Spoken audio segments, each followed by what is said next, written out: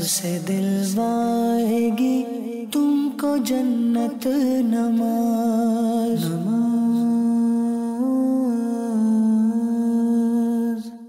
अल्हम्दुलिल्लाहि रब्बिल आलमीन वस्सलातु वस्सलामु अला सय्यिदिल मुरसलीन अम्मा बाद फ़अऊज़ु बिल्लाहि मिनश शैतानिर रजीम बिस्मिल्लाहिर रहमानिर रहीम।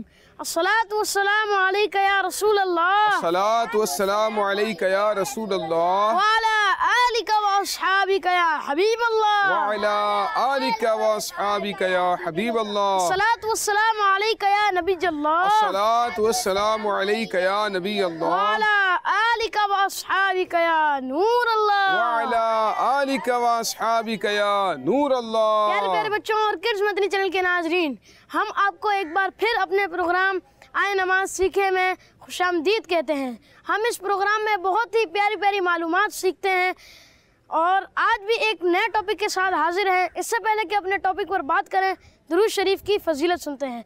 हमारे प्यारे प्यारे आका सल्लल्लाहु ताला अलैहि वसल्लम ने इरशाद फरमाया कि जिसने मुझ पर एक मरतबा दुरूद पाक पढ़ा, अल्लाह पाक उस पर 10 रहमत नाज़िल फरमाता है।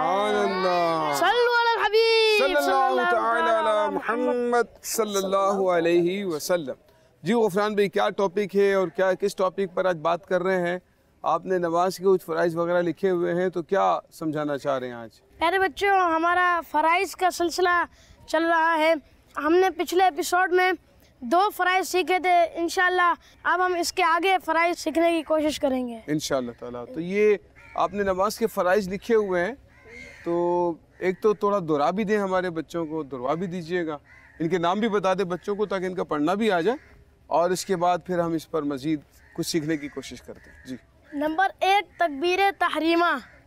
तकबीर तहरीमा, क़याम, क़याम, क़िराअत, क़िराअत, रुकू, रुकू, सुजूद, सुजूद, कायदाए अखीरा, कायदाए अखीरा, खुरूजुम बिसुनइही, खुरूजुम बिसुनइही।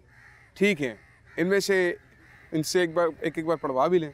तकबीर तहरीमा, क़याम, क़िराअत, रुकू, सुजूद, कायदाए अकीरा, खुरूजुम बिसुनइही। शाबाश, इनको दीजिए। तकबीर तहरीमा, क़याम, क़िराअत, रुकू, सुजूद, कायदा आखिरा, खुरूजुम बिसुनइही। शाबाश।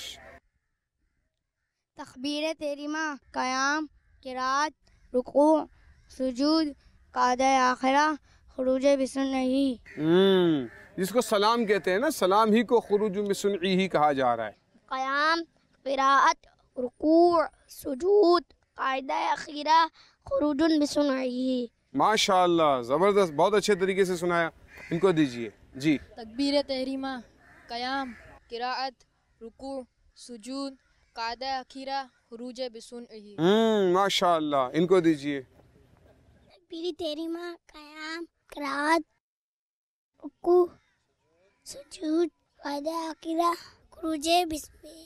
खुरूजुम बिसुनइही। ये ज़बानी सुनाने का हमें दिखा रहे थे कि मैं ज़बानी सुना रहा हूँ, लेकिन कभी कभार थोड़ा बहुत देख भी रहे थे वो, लेकिन माशाल्लाह इनको याद थे। प्यारे बच्चों, नमाज के फ़राइज़ हैं और इनके बग़ैर नमाज दुरुस्त नहीं होती है, तो इसीलिए ये 7 फ़राइज़ याद रखना ज़रूरी है। अगर आपने नमाज तो पढ़ी, लेकिन इसमें से कोई फ़र्ज़ छूट गया तो आपकी नमाज नहीं होगी। फ़र्ज़ की अदायगी ज़रूरी होती है, ठीक है। नमाज की शराइत, नमाज के फ़राइज़, इनकी अदायगी ज़रूरी है, इनके बग़ैर नमाज दुरुस्त नहीं होती है। और आपको पिछले एपिसोड में ये भी बताया था कि शर्त वो होती है जो नमाज से पहले होती है, और फ़राइज़ वो होते हैं जो नमाज के अंदर होते हैं, ठीक है। तो उसमें से 2 फ़राइज़ आपके सामने इन्होंने बयान किए थे। एक बात याद रखें प्यारे बच्चों, जब नमाज हम पर फ़र्ज़ है ना, तो उसके तमाम मसाइल को सीखना भी हमारे लिए ज़रूरी है, ठीक है ना। नमाज के मसाइल को सीखना भी ज़रूरी है। अगर कोई अपनी जानिब से नमाज़ पढ़ता है, जैसे उसे सही लगता है वैसे नमाज़ पढ़ता है, तो अब हो सकता है कि नमाज में वो ऐसी मिस्टेक्स कर ले, ऐसी गलतियाँ कर ले, जिसकी वजह से उसकी नमाज ही दुरुस्त ना हो। इसीलिए नमाज पढ़ने जाते हैं तो नमाज सीखें, और नमाज सिखाने के लिए ही अल्हम्दुलिल्लाह हमारा ये प्रोग्राम आए नमाज सीखें जारी है। इसमें हम कोशिश करते हैं कि एक एक चीज़ को बार बार तफसील के साथ आपके सामने बयान करें, आपके साथ शेयर करें, ताकि हमारे जो छोटे छोटे बच्चे हैं ना, वो भी आसानी से जो है वो नमाज को याद करने में, नमाज को सीखने में कामयाब हो सके। ठीक है, तो नमाज के 2 फ़राइज़ आपको बताए थे, तकबीर तहरीमा और क़ियाम। तो इसके बारे में थोड़ा मुख्तसरन बता दें गुफ़रान रज़ा, इसके बाद फिर हम आगे चलते हैं जी। तकबीर तहरीमा का मतलब है अल्लाह अकबर कहकर नमाज को शुरू करना। ठीक है, और ये भी बताया था ना गुफ़रान के इसको ये शर्त भी है और फ़र्ज़ भी है, नमाज की शराइत में से भी और फ़राइज़ में से भी है। तो शराइत में से इसलिए बताया था कि वो नमाज से पहले है ना, यानी नमाज स्टार्ट करने से पहले ही आप तकबीर कह रहे होते हैं, और जब तकबीर कह चुके होते हैं तो नमाज में दाखिल हो चुके होते हैं, तो इसीलिए नमाज का फ़र्ज़ कहते हैं इसको। तो नमाज की शराइत और नमाज के फ़राइज़, ठीक है, इनमें से नमाज के शराइत और फ़राइज़ में से एक तकबीर तहरीमा भी है, यानी अल्लाहु अकबर कहकर नमाज को शुरू करना। ठीक है, अस्सलामु अलैकुम। वालेकुम अस्सलाम व रहमतुल्लाहि व बरकातुहू।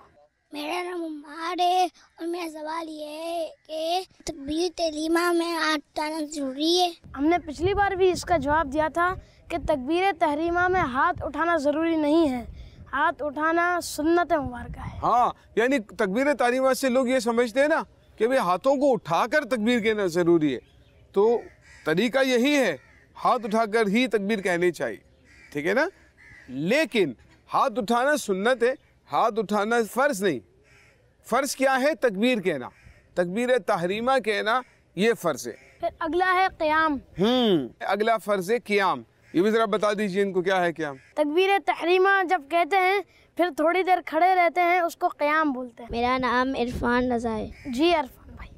मेरा सवाल ये है कि हर नमाज को खड़े होकर पढ़ना ज़रूरी है, चाहे वह सुन्नत हो या फ़र्ज़ हो? फ़र्ज़ नमाज को खड़े होकर पढ़ना फ़र्ज़ है, बाकी नमाजों को खड़े होकर पढ़ना फ़र्ज़ नहीं है। हाँ, एक बात मैं आपको बता दूं कि जो फजर की सुन्नतें होती है ना, उसको खड़े होकर पढ़ना फ़र्ज़ है। हाँ, देखिए ये मसला पता चला ना प्यारे बच्चों, कि फ़र्ज़ नमाज के लिए क़ियाम करना क्या है?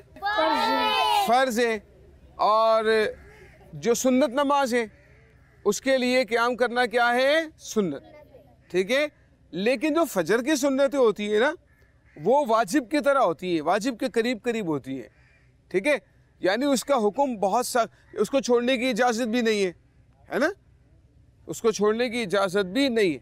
तो फजर की जो सुन्नतें होती है ना, उसकी तो बहुत ज़्यादा ताकीद है, उसको तो पढ़ना बहुत ज़्यादा ज़रूरी होता है, तो इसीलिए उसका क़याम जो है उसको फ़र्ज़ करार दिया गया। ठीक है, अस्सलामु अलैकुम व रहमतुल्लाहि व बरकातुहू। वालेकुम अस्सलाम व रहमतुल्लाहि व बरकातुहू। मेरा नाम सैयद हसनैन रज़ा है। जी हसनैन भाई। मेरा सवाल ये है कि कोई फजर की सुन्नतें ना पढ़े और आके जमात में शामिल हो जाए तो नमाज हो जाएगी? इसका जवाब हसनैन में देता हूँ। इसका जवाब ये कि देखिए, फजर की जो सुन्नतें हैं ना, उसकी ताकीद बहुत ज़्यादा है। जब आप नमाज़ पढ़ने के लिए आते हैं ना, तो इमाम साहब नमाज़ पढ़ा रहे हैं, अब आप आते हैं, भाई जमात खड़ी हो चुकी है। ठीक है, अब आप पहले तो जब मस्जिद में दाखिल हुए ना, तो आपने देखा कि इमाम साहब ने अभी नमाज स्टार्ट कर दी है, और आपको लगता है, क्योंकि इमाम साहब तो तकरीबन 8 मिनट की, 10 मिनट की, 12 मिनट की नमाज़ पढ़ाते हैं ना, फजर में यही होता है ना, तो अब आपको लगता है कि मैं सुन्नतें पढ़कर जमात में शामिल हो सकता हूँ, यानी मुझे जमात मिल जाएगी। ठीक है, तो उस सूरत में आप क्या करेंगे? पहले सुन्नतें पढ़ेंगे और इसके बाद फ़र्ज़ जमात में शामिल हो जाएंगे। ठीक है ना, और अगर आपको लगता है कि मैं सुन्नतें पढ़ने जाऊंगा, तो इमाम साहब क्या कर देंगे? सलाम फेर देंगे।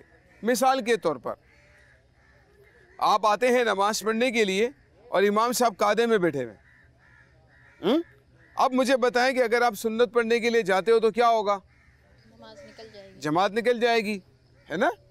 तो फिर क्या करेंगे? आप जमात में शामिल हो जाएं।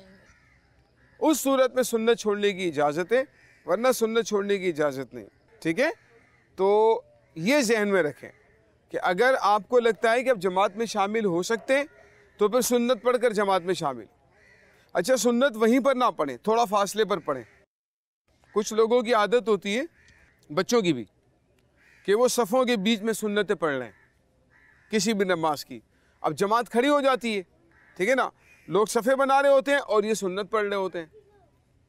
इसीलिए कोशिश ये करनी चाहिए कि सुन्नतें कहीं पर जो है वो साइड पर पढ़ें, पीछे पढ़ें, साइड पर पढ़ें, कोने में पढ़ें, ताकि जमात से नमाज़ पढ़ने वालों को डिस्टर्बिंग ना हो, जमात से नमाज़ पढ़ने वाले लोग डिस्टर्ब ना हो और आसानी के साथ वो नमाज में शामिल हो सके, ठीक है ना। तो ये क़याम करना जो है प्यारे बच्चों फ़र्ज़ नमाज के लिए ज़रूरी है। अगर फ़र्ज़ नमाज पढ़ रहे हैं तो ज़रूरी है। हाँ, नफिल नमाज है तो नफिल नमाज अगर बैठ कर पढ़ना चाहें तो बैठ कर भी पढ़ सकते हैं, ठीक है। नफिल नमाज बैठ कर भी पढ़ सकते हैं, खड़े होकर पढ़ना ज़रूरी नहीं। लेकिन एक नुकसान होगा आपको, नुकसान ये होगा कि आपका सवाब आधा हो जाएगा, यानी सवाब कम मिलेगा, ठीक है। अगर आपने नफिल नमाज को भी खड़े होकर पढ़ा तो ज़्यादा सवाब है, अगर बैठ कर पढ़ा तो सवाब कम हो जाएगा। तो इसीलिए कोशिश करें, अगर कोई मजबूरी नहीं है, अगर कोई तकलीफ़ नहीं है तो खड़े होकर नमाज पढ़ें। इसकी आदत बनी रहेगी ना तो फिर, वरना क्या होता है, छोटी मजबूरी होती है, थोड़ी सी टांगें दर्द कर रही होती हैं, मस्जिद में कुर्सी पड़ी है उस पर बैठ कर नमाज़ पढ़ना शुरू कर देते, या बैठ कर कहीं भी नमाज़ पढ़ना शुरू कर देते, कहते मेरी टांगें दुख रही है, अब मैं नहीं पढ़ सकता। तो इसीलिए अगर देखिए मोमिन होता है ना, वो नेकियों का हरीस होता है, उसको तो ज़्यादा नेकियों की तलब होती है कि मुझे ज़्यादा नेकियां मिलें, कहीं से भी नेकियां मिलें वो ज़्यादा नेकियां हासिल करने की कोशिश करता है। तो इसीलिए मुसलमान को ज़्यादा नेकियां हासिल करनी चाहिए, जहाँ जहाँ मौका मिले ज़्यादा से ज़्यादा नेकियां हासिल करने की कोशिश करें। तो अगर आपको पता है कि खड़े होकर नमाज़ पढ़ने में ज़्यादा सवाब है तो फिर खड़े होकर नमाज़ पढ़ें, जब आपको पता चल गया है तो, ठीक है। तो बग़ैर मजबूरी के बैठकर कोई भी नमाज ना पढ़ें, फ़र्ज़ हो, वाजिब हो, वितर हो, सुन्नतें हो, नफिल नमाज हो। वरना पता है बच्चों में क्या मशहूर होता है, कहते भाई ईशा की कितनी रकातें हैं, कहते 17। कौन कौन सी? बोला 4 सुन्नतें, 4 सुन्नत, 4 फ़र्ज़, 2 सुन्नत, 2 नफल बैठकर, फिर 3 वितर, फिर 2 नफल बैठने की। वही बता दें, यानी उन्होंने ना नफल के साथ बैठने की एक कैद लगाई हुई है पहले से, उनको पता है इसको बैठ कर नमाज पढ़ना है, तो वो 2 रकात बैठ कर नफल पढ़ेंगे, फिर 3 वितर पढ़ेंगे, फिर 2 नफल बैठ कर पढ़ेंगे, है ना। तो ये तरीका ज़्यादा अच्छा नहीं, तो इसीलिए हमें ज़्यादा नेकियां हासिल करनी है और खड़े होकर नमाज़ पढ़ेंगे तो ज़्यादा नेकियां हासिल होंगी। तो इसको कहते हैं क़याम, खड़े होकर नमाज़ पढ़ने को क्या कहते हैं? क़याम कहते हैं। शाबाश। तो 2 फ़राइज़ अब तक आप सीख चुके हैं, नंबर 1 तकबीर तहरीमा, नंबर 2 क़याम, ठीक है। अब तीसरा फ़र्ज़ आपको सिखाने के लिए जा रहे हैं, और तीसरा फ़र्ज़ क्या देख रहे हैं लिखा हुआ आप? क्या है? पहला क्या है? तकबीर तहरीमा, दूसरा क्या है? क़याम, तीसरा क्या है? क़िरात, यानी कुरान करीम पढ़ना, कुरान की तिलावत करना, ठीक है ना। ये भी नमाज में फ़र्ज़ है। और आपको पता है कि ये नमाज का जो फ़र्ज़ है ये किस वक्त पढ़ा जाता है? क़याम में पढ़ा जाता है। किस टाइम पे पढ़ा जाता है? क़याम में। जी हाँ, क़याम में पढ़ा जाता है। क़याम की हालत में ये फ़र्ज़ अदा किया जाता है, यानी क़िरात भी करेंगे तो क़याम में करेंगे, रुकू में, सजदे में, कायदे में क़िरात नहीं करेंगे, अत्ताहियात की जगह पर क़िरात नहीं करेंगे, बल्कि कहाँ करेंगे? क़याम में करें। जब आप खड़े होते हैं ना, ठीक है, तो खड़े होने के बाद आपने जो है वो क़िरात करनी होती है, ठीक है। तो क़िरात करना ये फ़र्ज़ है। अस्सलामु अलैकुम वरहमतुल्लाहि वबरकातुहू। वालेकुम अस्सलाम वरहमतुल्लाहि वबरकातुहू। मेरा नाम सैयद अरसलान रज़ा है। जी अरसलान भाई, मेरा आपसे ये सवाल है कि जो सना पढ़ते हैं क्या उसको पढ़ना भी फ़र्ज़ है? ये जो सना है ये क़िरात में शामिल नहीं है, इसीलिए वो फ़राइज़ में भी शामिल नहीं है। सना सुन्नत मुबारक है। यानी सना जो लग रहा है ना, सना भी हम क़याम में पढ़ते हैं, तो सना क़िरात में दाखिल नहीं, ठीक है। आप सना पढ़ते हो, तावुज़ तस्मिया पढ़ते हो, है ना, इसके बाद फिर अल्हम्दुलिल्लाह रब्बिल आलमीन और रहमानिर रहीम फिर क़िरात करते हो ना, तो क़िरात जो है वो बाद में स्टार्ट होती है। और कितनी क़िरात फ़र्ज़ है ये भी इंशाअल्लाह ताला हम आपको बताएंगे, ठीक है ना। लेकिन अभी ये ज़हन में रखें कि क़याम की हालत में क़िरात करना ये ज़रूरी है। अस्सलामुअलैकुम वरहमतुल्लाहि वबरकातुहू। वालेकुम अस्सलाम वरहमतुल्लाहि वबरकातुहू। मेरा नाम गयास है। जी गयास भाई, मेरा आपसे सवाल है कि खड़े होके कोई भी सूरतें पढ़ सकते हैं नमाज में? देखिए इसमें ऐसा है, आप सूरत तो कोई भी पढ़ सकते हो, लेकिन सूरह फातिहा पढ़ना भी ज़रूरी है। सूरह फातिहा पढ़ना फ़र्ज़ नहीं है, सूरह फातिहा पढ़ना वाजिब है। आप पूरे कुरान करीम में से एक कोई भी आयत पढ़ सकते हैं, कोई भी एक आयत पढ़ें तो कोई भी एक आयत पढ़ना फ़र्ज़ है, ठीक है। कोई भी एक आयत पढ़ना क्या है? फ़र्ज़ है, ठीक है ना। और सूरह फातिहा वाजिब है, क्या है? वाजिब। और इसके बाद कोई सूरत मिलाना वाजिब है। मिसाल के तौर पर कोई बड़ी आयत हो या छोटी आयतें हो लेकिन बड़ी आयत के बराबर हो तो उसको तो वो मिलाना जो है वाजिब है, ठीक है ना। और एक आयत पढ़ना ये फ़र्ज़ है क़िरात के अंदर, लेकिन आप कोई भी पढ़ना चाहें तो कोई भी पढ़ सकते हैं, जो आपको याद है वो पढ़ें, ठीक है। तो इसके लिए कोई भी सूरत आप पढ़ना चाहते हो आपको इसकी इजाज़त होती है। थोड़ी सी तफसीलें, लेकिन इंशाअल्लाह ताला हम इसको आहिस्ता आहिस्ता हम सीखते रहें।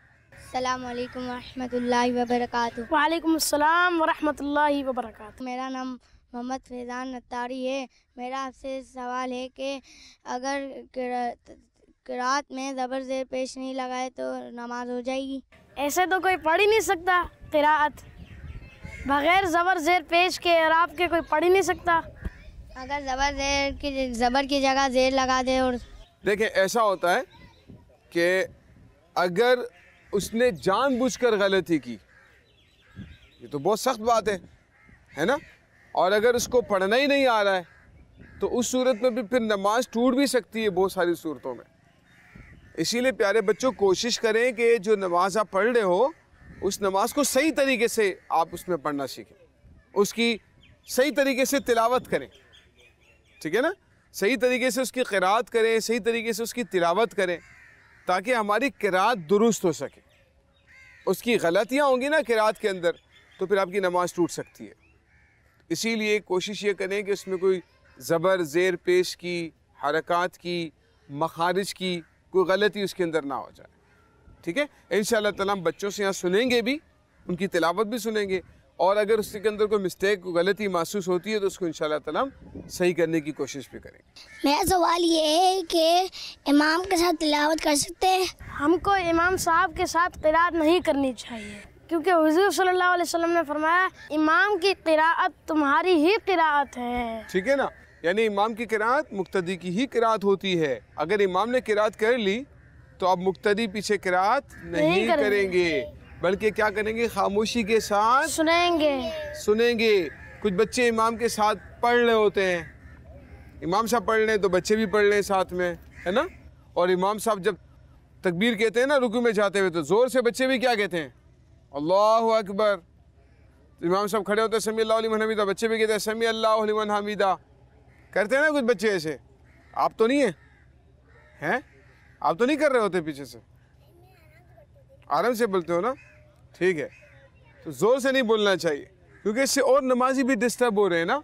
आप ज़ोर ज़ोर से क़िराअत कर रहे हैं, आप ज़ोर ज़ोर से तकबीर कह रहे हैं, यानी ज़ोर से तकबीर कहने का हक़ एक ही इंसान को है और वो होते हैं इमाम साहब। जमात जब हो रही होती है तो एक आदमी को ज़ोर से तकबीर कहने का इख्तियार है और वो कौन कहेगा? इमाम साहब, ठीक है ना। जब तक बहुत ज़्यादा ज़रूरत ना हो, किसी को इजाज़त ना दे दी जाए कि भाई पीछे तक ऊपर तक आवाज़ नहीं पहुँचेगी तो आप भी कहिएगा। लाइट चली जाती है ना कभी कभार, फिर क्या होता है? अब पीछे से कोई मुकब्बिर होते हैं जो तकबीर कह रहे होते हैं ना इमाम साहब की आवाज़ दूसरों तक पहुँचाने के लिए, तो फिर बच्चे भी साथ में शुरू हो जाते हैं, पूरी मस्जिद गूंज रही होती है ज़ोर ज़ोर से। इसीलिए ज़ोर ज़ोर से क़िराअत नहीं करनी है जमात के दौरान, ज़ोर ज़ोर से आपने तकबीरें नहीं कहनी है जमात के दौरान, ठीक है। बल्कि जब इमाम साहब क़िराअत कर रहे होते हैं आपने खामोशी के साथ उसको सुनना है, ठीक है, और तवज्जो के साथ सुनना है। उस दौरान क़िराअत करने की मुक्तदी को इजाज़त नहीं है। एक सहाबी के बारे में आता है, आप फरमाते हैं मुझे अपनी ज़बान पर अंगारा रख देना इससे ज़्यादा बेहतर मालूम होता है कि मैं इमाम के पीछे क़िराअत करूं। अपने ज़बान पर अंगारा रख दूं मैं, अंगारा समझते हैं ना, वो जो जलता हुआ कोयला वगैरह होता है तो जिसमें आग लगी हुई होती। फरमाते मुझे ज़्यादा बेहतर लगता है इससे कि मैं इमाम के पीछे क़िराअत करूं। इसीलिए बहुत मना किया गया है। मेरा सवाल ये है कि हर रकात में एक ही क़िरात कर सकते हैं? अगर आपको और भी कुरान आता है और भी सूरतें आती हैं तो आप दूसरी सूरतें पढ़ें, एक ही ना पढ़ें। अगर आप सूरह फातिहा तो रिपीट करोगे ना, सूरह फातिहा तो हर रकात में रिपीट करोगे, ठीक है ना, लेकिन आप सूरत जो है वो रिपीट ना करें तो बेहतर है। किसी सूरत में इजाज़त है, कहीं पर इजाज़त नहीं है, लेकिन ना करें रिपीट, बल्कि अलग अलग पढ़ें तो बेहतर है, ठीक है। मेरा आपसे सवाल ये है कि कुछ बच्चे वज़ू के बगैर नमाज़ पढ़ते हैं, क्या ऐसे करने से उनकी नमाज़ हो जाएगी? नहीं, वज़ू के बगैर नमाज तो होगी ही नहीं, नमाज शुरू ही नहीं होगी, ठीक है। अगर छोटे नाबालिग बच्चे हैं तो ज़ाहिर है उनका हुक्म अलग है, लेकिन हम मसला यूँ बताते हैं, और मसला ये है कि वज़ू के बगैर नमाज नहीं होती, क्योंकि तहारत शर्त है और तहारत के बगैर नमाज नहीं हो सकती, ठीक है। तो इसीलिए जायज़ ही नहीं है, वज़ू के बगैर नमाज पढ़ना जायज़ ही नहीं है, गुनाह है और नमाज शुरू ही नहीं होगी, ठीक है। तो इसलिए ऐसा नहीं करना चाहिए। कुछ बच्चे दिल में क़िरात करते हैं तो क्या नमाज हो जाएगी? नहीं, दिल में क़िरात करने से नहीं होगी क़िरात, नमाज भी नहीं होगी। आपको इतनी आवाज़ से पढ़ना पड़ेगा कि आपके कान सुने, और इतनी आवाज़ से भी नहीं कि दूसरे परेशान हो जाएं, इतनी आवाज़ से पढ़ें कि आपके कान सुने, ठीक है। कम से कम इतनी आवाज़ ज़रूर हो। वो दिल में अब मुंह बंद है और बोला भाई नमाज क़िरात नहीं कर रहे हो, बोला दिल में पढ़ रहा हूँ। हमने कहा खाना दिल में खाते हो मुंह से खाते हो, बोला खाना मुंह से खाता हूँ। हमने कहा खाना दिल से क्यों नहीं खाते हो, बोला नहीं खाना तो नहीं खाया जा सकता ना दिल से। तो हमने कहा क़िरात भी फिर दिल से नहीं हो सकती, क़िरात भी मुंह से करना ज़रूरी है, ठीक है। तो ज़बान से क़िरात करेंगे, मुंह से क़िरात करेंगे, इतनी आवाज़ होगी कि आपके अपने कान खुद सुन लें, ठीक है। तो प्यारे प्यारे बच्चों, आज के एपिसोड में हमने आपके सामने नमाज के फ़राइज़ पर बात की, और आज एक ही फ़र्ज़ पर हम बात कर सके हैं जो कि क़िरात का टॉपिक है, और हो सकता है ज़रूरत पड़े तो हम अगले एपिसोड में इसको कंटिन्यू करें, क्योंकि बहुत अहम है और बहुत सारे लोग इसमें मिस्टेक्स और गलतियाँ कर रहे होते हैं। प्यारे प्यारे बच्चों और किड्स मदनी चैनल के नाज़रीन, ये था हमारा प्रोग्राम आए नमाज सीखें, जिसमें हमने नमाज के फ़राइज़ सीखे। उसमें से एक फ़र्ज़ सीखा क़िराअत। अल्लाह पाक हमें इन फ़राइज़ों को याद करने की तौफ़ीक़ अता फ़रमाए और इन पर अमल करने की तौफ़ीक़ अता फ़रमाए। आमीन बिजाहि नबील अमीन सल्लल्लाहु तआला अलैहि वसल्लम। सल्लु अलल हबीब सल्लल्लाहु तआला अला मुहम्मद सल्लल्लाहु अलैहि वसल्लम। से दिलवाएगी तुमको जन्नत नमाज।